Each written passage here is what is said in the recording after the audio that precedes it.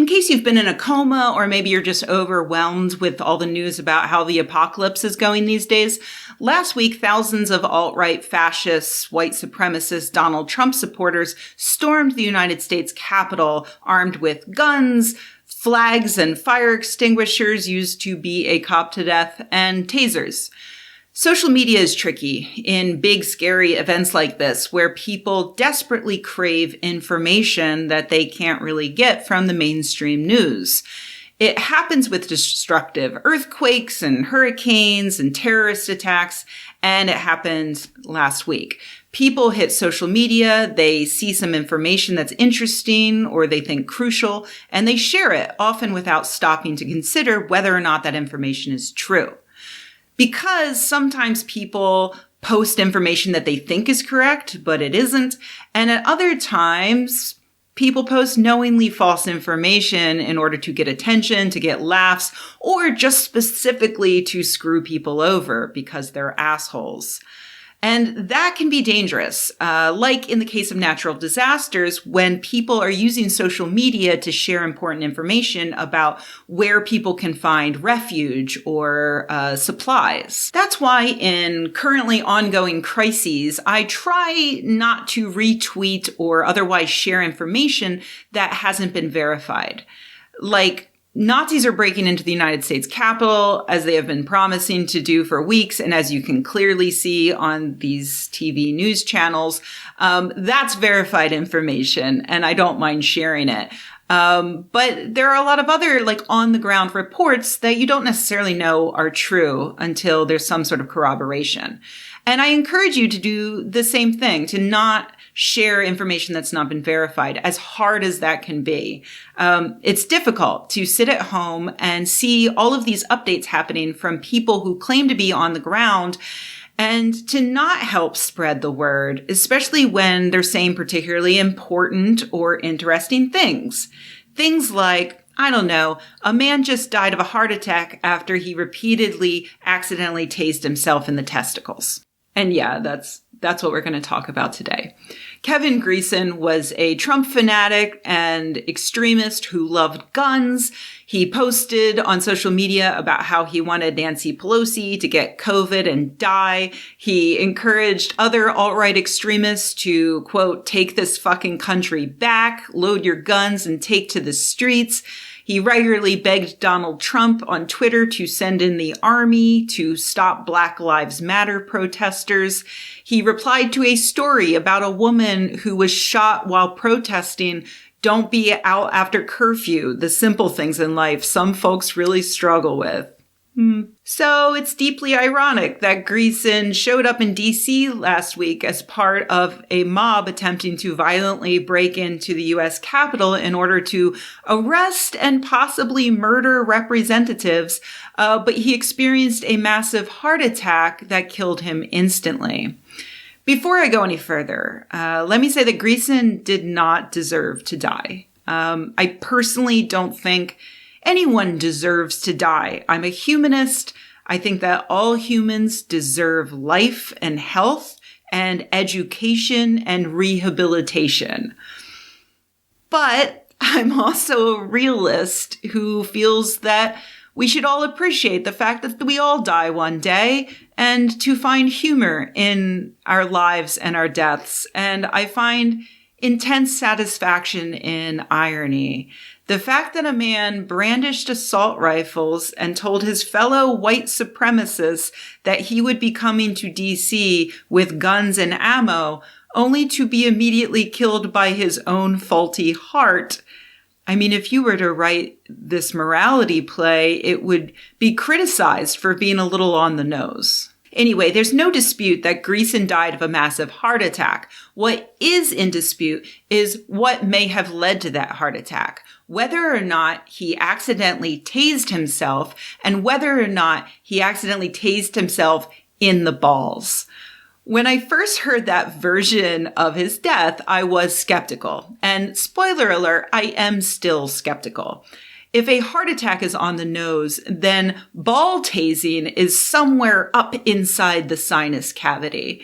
But obviously, this is a very funny story, so it spread on social media quite quickly, prompting the legendary debunking site Snopes to publish an article quickly stating that the ball tasing claim is rated as false. While I respect Snopes and the good work that they've done in the past, I'm here to tell you that their rating on this particular ball tasing is wrong and bad and poor investigative journalism.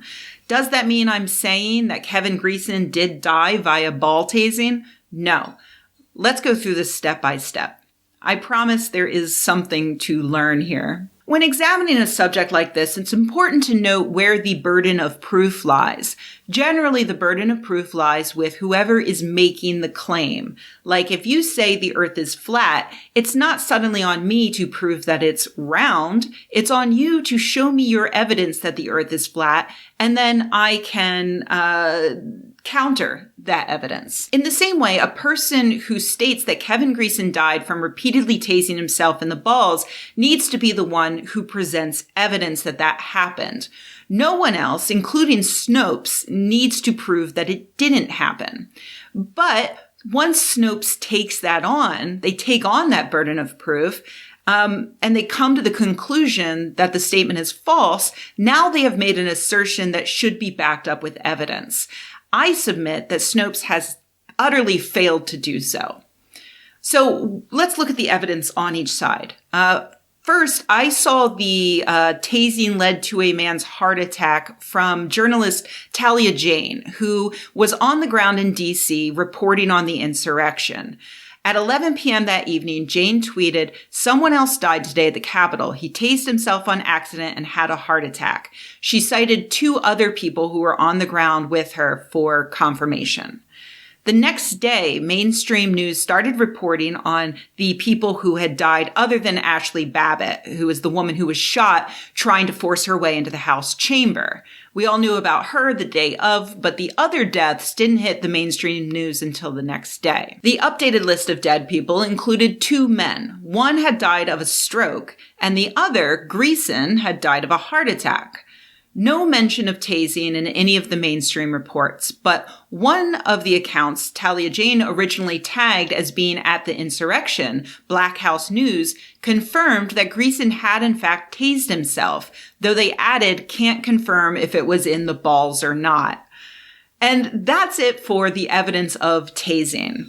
Apparently, user Good Dog posted the day after the insurrection, "I don't think it's funny at all that a MAGA guy accidentally tased himself in his own balls until he died while trying to steal a painting of Thomas P. Tip O'Neill from a hallway." And that seems to be where the balls and painting theft entered into the national discourse. He told Know Your Meme that it was, in fact, a joke.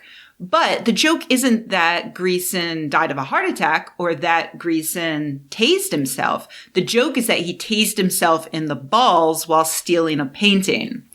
That leaves us with several people who were at the insurrection who reported before the mainstream media that Greeson died from accidentally tasing himself. Now, is that 100% proof that Kevin Greeson's heart attack was caused by accidentally tasing himself? No. Neither Talia Jane nor Black House News say that they personally witnessed the tasing, so they might have heard it secondhand, or they might have seen Greeson die and assumed that it came from a taser. But that is some evidence. It goes along with the other evidence we have that Greeson stated he would be bringing weapons to the event. And we have photo proof that Greeson had no idea how to properly handle weapons, considering that his most recent photo that he posted to social media showed his finger on the trigger of an assault rifle with 2 handguns pointing directly at his balls. At this point, I think it would be fair to call the tasing rumor unverified. So let's see how Snopes decided that it wasn't just unverified, but that it was false. First, Snopes links to people who were spreading the news later that this was a ball tasing, without linking to anyone who was actually there on the ground, like Talia Jane or Black House News. They then quote Greeson's wife, who says he certainly didn't taser his balls. I mean, that's nice, but Greeson's wife wasn't there. She was at home speaking to him on the phone when he suddenly went quiet. Nothing about that account rules out a taser. Greeson's family is also on the record stating that Greeson was not at the insurrection to participate in violence or rioting, nor did he condone such actions, which is rich considering that Greeson himself posted on Parler that he would be bringing guns and ammo to this event. He clearly very much did condone these actions. The only other evidence Snopes cites is to link to a New York Times article in which the journalist writes, Mr. Greeson had been talking to his wife on his phone when he fell to the sidewalk. A New York Times reporter watched as emergency personnel rushed to help, furiously performing chest compressions, but were unable to revive him. Like Greeson's wife's account, that account does not rule out the possibility that Greeson was fiddling with his taser and it went off. So in essence, we have two sides. We have journalists who were at the scene reporting on a death before it hit mainstream news. And then we have a woman who wasn't even in the same city at the time and who was already on record lying about her husband's intentions. And Snopes chose to believe the latter. Personally, I wouldn't believe any of them. I think Talia Jane is a great reporter, but in this case, I think it's likely that she was simply relaying secondhand information that she picked up during the insurrection, but that she did not necessarily actually witness. It makes sense that a man would drop dead and the baffled people around him would look for an external cause of some sort. They didn't know that his heart was simply rebelling against him. There were lots of tasers in the crowd, so with no evidence of anything like a gunshot, it would be an easy explanation. Oh, he accidentally fired his taser, and that's why he suddenly dropped to the ground. The wife is obviously not trustworthy. She and her family are scrambling to deal with the death of a loved one who literally died while committing an armed insurrection of the United States of America. You know, that's bad enough. So who needs the extra embarrassment of a testicle tasing? I would lie too. Actually, no, I wouldn't lie at all, because honestly, if Kevin Greeson had been my husband, I would be in the news saying what a fucking mistake I'd made marrying him and thanking Christ that I was now free to date people who weren't Nazis. But, you know, different strokes, so to speak. The point of all of what I'm saying is simply that Snopes is wrong here. They were not able to find that this rumor was false. The only way to do that is to talk to the medical examiner who dealt with Greeson's body, who could state definitively whether or not his junk was fried prior to death. I hate bothering people over stupid things, but also I love learning and being thorough. So I did email the Washington, D.C. medical examiner. I mean, you gotta try, right?